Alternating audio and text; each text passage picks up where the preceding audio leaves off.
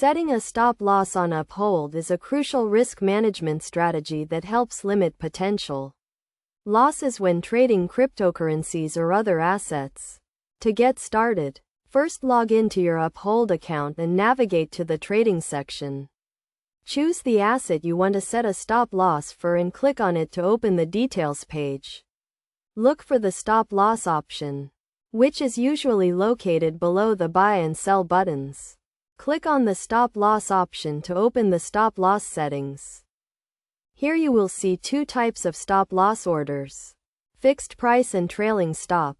A fixed price stop loss sells your asset at a specific price, while a trailing stop sells your asset when it falls by a certain percentage or amount from its recent high. To set a fixed price stop loss, enter the price at which you want to sell your asset and click confirm.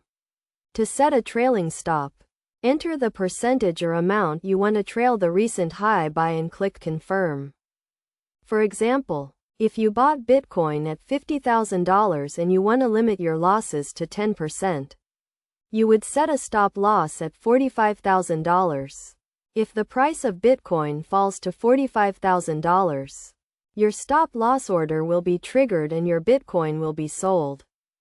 Best practices for setting stop losses include setting them at a reasonable distance from the current price, using trailing stops to adjust to changing market conditions, and regularly reviewing and adjusting your stop losses.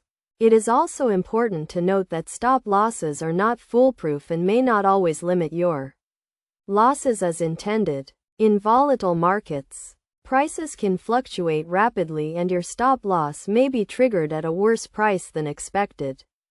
However, by following these steps and best practices, you can effectively use stop losses on Uphold to manage your risk and protect your investments. Remember to always monitor your stop losses and adjust them according to changing market conditions to get the most out of this risk management strategy.